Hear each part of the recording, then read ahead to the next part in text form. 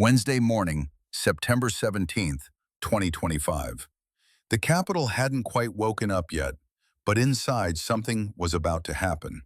The House Judiciary Committee was convening. The agenda was clear. FBI Director Kash Patel would testify. But no one could have predicted that this would be no ordinary hearing. Jamie Raskin, Democratic representative from Maryland, the committee's ranking member. He had spent the entire week preparing for this moment. He had 3,600 pages of documents in his hands, and these documents would dismantle everything Patel said, piece by piece. If you're new to this channel, subscribe now and turn on notifications, because what you're watching isn't a simple interrogation. It's not a defense either. It was a planned execution. It was 9 a.m. The courtroom began to fill. Reporters took their seats, cameras were set up, and Patel sat down at the witness stand, 6 lawyers beside him, a fake smile on his face, as if everything was under control, as if this were a routine hearing. But Patel didn't know. He didn't know what was on Raskin's desk, because on that desk were thick black folders, each one filled with hundreds of pages of documents. The FBI's own internal correspondence, emails, instructions, and most importantly, orders signed by Patel himself, how the Epstein files were investigated, which names were protected, how many times Trump's name came up. Everything was there. Committee Chairman Jim Jordan gave the opening remarks. Republican, of course, he defended Patel. Director Patel is cleaning up the FBI. He's fighting the deep state. We stand with him. Cliché words, expected words. But when Raskin stood up, the atmosphere changed. Before Raskin began speaking, he picked up one of those thick black folders. He placed it on the table, with a thud, and looked at Patel, sharp, determined, and angry. Director Patel, Raskin said, his voice filling the room. Before you sat in this chair, you went on podcasts. You went on Benny Johnson's show, and you accused the FBI. Why aren't they releasing the Epstein files, you asked. And what was your answer? Do you remember? Patel was uncomfortable. I was speaking in context. Raskin cut him off. Context? Here's your context. A video played.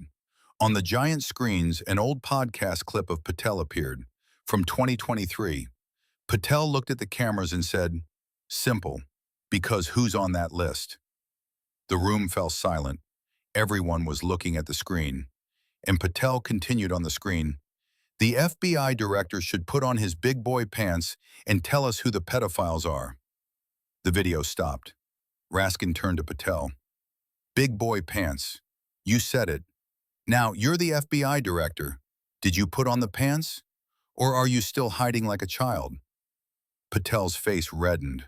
One of his lawyers whispered something, but Patel pushed on. I am the director who has disclosed the most documents to date. The Biden administration. The Biden administration, Raskin laughed, but it was a bitter laugh. Always the same defense. But Obama. But Biden. Director Patel, this isn't a playground. This is the Congress of the United States. And I'm asking you a simple question. You've been FBI director for 200 days. Epstein's black book is under your control. Why haven't you released it? Patel tried to respond. The Rolodex, what everyone calls the black book. No, Raskin interrupted. Are you talking about what journalists got 5 years ago? No. I'm talking about the files the FBI has. The files that, as you said before you became director, are directly under the control of the FBI director. Where are they? Patel looked at his lawyers, then at the courtroom, then at Raskin, and he didn't know what to say. The court, there are court rulings, Raskin exploded. Which court? Which court ruling prevents the FBI from disclosing its own files? Tell me. Patel listed 3 courts, federal courts, but Raskin was ready because he was a constitutional law professor. He was a Harvard graduate, and he knew every word. Director, Raskin said, slowing his voice, those court rulings protect grand jury documents. not the FBI investigation files you have in your possession. As Politico reporter Kyle Cheney said, "You are lying. The courts have clearly stated the FBI can disclose its own files." Now let's pause for a minute, because this moment is critical. Raskin had Patel cornered, and Patel had no answer. If you've watched this far, please like it. This video needs to reach more people. And write your thoughts in the comments. Why do you think Patel is hiding these files? Raskin continued. He opened the black folder and pulled out the first document. "Director Patel, I sent you a letter on September 11th, before this hearing, and I asked you this. How many agents did the FBI use to investigate the Epstein files?" Patel remained silent. "I'll answer," Raskin said. 100,000 pages, hundreds of FBI agents, from the New York and Washington offices. They all worked while sleeping at their desks, for days, maybe weeks. And do you know what they were looking for? Raskin pulled out another document. Trump's name. That was the instruction. Mark every place you see Trump's name. Redact it. That was your instruction. Patel trembled. That's a misrepresentation. Misrepresentation? Raskin held the document up to the camera. An FBI internal memo. Right here. Redact any mentions of Mr. Trump. Remove every reference to President Trump. Sent from your department. Approved with your signature. The room stirred. Reporters took notes. Cameras zoomed in on the document. And Patel? Patel froze. Literally, his face drained. His hands trembled. And he couldn't say a word. Raskin saw the momentary pause, and he struck. "And what happened, Director? Hundreds of agents, hundreds of thousands of pages reviewed. And the result? Nothing disclosed. Zero. Why?" Patel spoke with difficulty. "The FBI did everything the law allows." "Lies!" Raskin slammed his hand on the table. "Stop lying. You said it yourself on the podcast. Who's on that list is being hidden. Now you have that list, and you're hiding it. Why? Because Trump is on that list." The Republicans stood up. "Objection! Order!" Jim Jordan banged the gavel. "Mr. Raskin, withdraw your remarks." But Raskin didn't. "I can't, because it's true, and I have proof." He pulled out another document. This time it was a birthday card Trump had written to Epstein. "Here it is. Trump's handwriting. Jeffrey, happy birthday. Best wishes, Donald." From the Epstein files. And you had to explain this because Congress subpoenaed it. Otherwise, you would have kept this hidden too. Patel tried to object. "This is just a birthday card." "Just a card?" Raskin couldn't believe it. "Trump said for years he didn't know Epstein. That's a lie. Here's the proof. Handwriting, signature, indisputable." Patel's lawyers panicked. They took notes. They whispered. But Patel was frozen. Because Raskin was right, and everyone knew it. Raskin pulled out the third document. "And now, most importantly, Director Patel, does the FBI know how many people were abused by Epstein?" Patel didn't answer. "I'll tell you. Over 1,000. 1,000 people. Children. Young people. Women. All harmed by that monster. And you blocked their justice." Raskin's voice broke. He was genuinely emotional. "These people trusted you. They trusted the FBI. They expected justice. And you protected Trump." Patel finally exploded. "I'm not protecting anyone. The FBI arrested 1,500 child abusers this year, a 35% increase." Raskin laughed. "Stop playing with statistics. I'm talking about the Epstein files. And you're closing those files. Why? There's only one reason. Trump." At this point, Republican Representative Thomas Massie interjected. Interestingly, Massie also asked Patel tough questions. "Director, you said in the Senate there is no credible information that Epstein sold women to anyone other than himself. Is that correct?" Patel said, Yes, 3 different U.S. attorneys. Massey cut him off. That's a lie.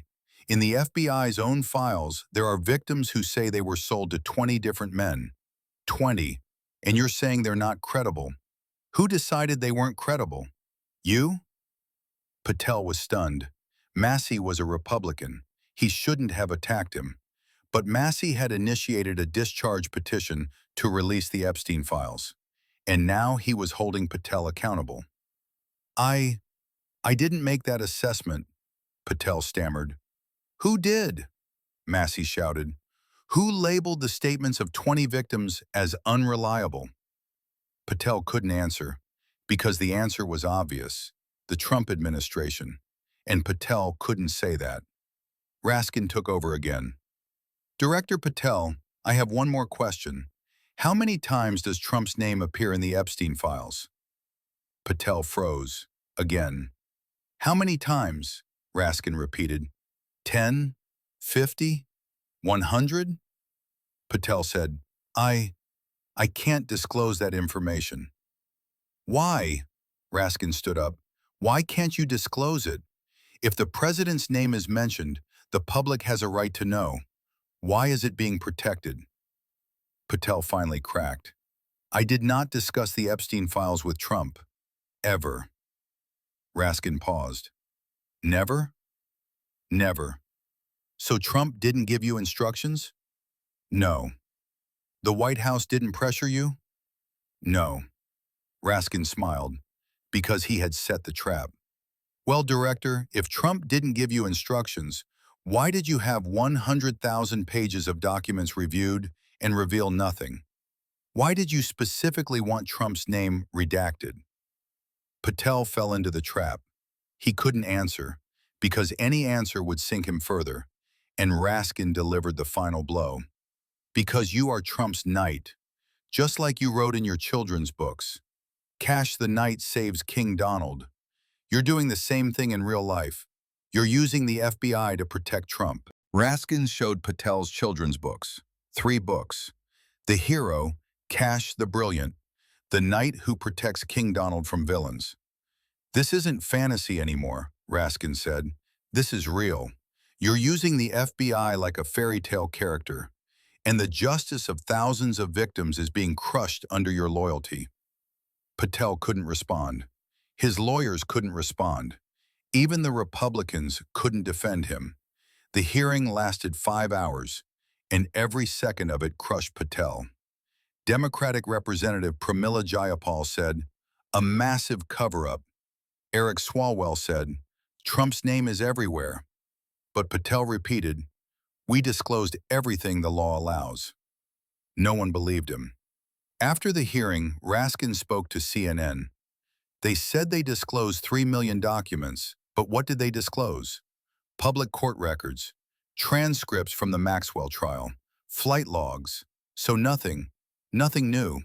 He added, this is a cover-up, and Patel is at the top. That evening, Twitter exploded. Hashtag Patel froze trended. Video clips, GIFs, memes. Patel froze because he couldn't tell the truth. But the story didn't end there. Raskin filed a new subpoena request. He asked J.P. Morgan, Deutsche Bank, Bank of America, and Bank of New York for Epstein's bank records. These 4 banks reported $1.5 billion in suspicious transactions, said Raskin, and these records will show which powerful people were part of this network. Republicans rejected it. By a vote of 20 to 19, the subpoena was blocked. Patel remained FBI director. Trump was protected, and thousands of victims were left without justice. But Jamie Raskin isn't giving up. Every week he asks new questions. He requests new documents, and public pressure is mounting. Because what happened on September 17th wasn't just a hearing, it was a turning point.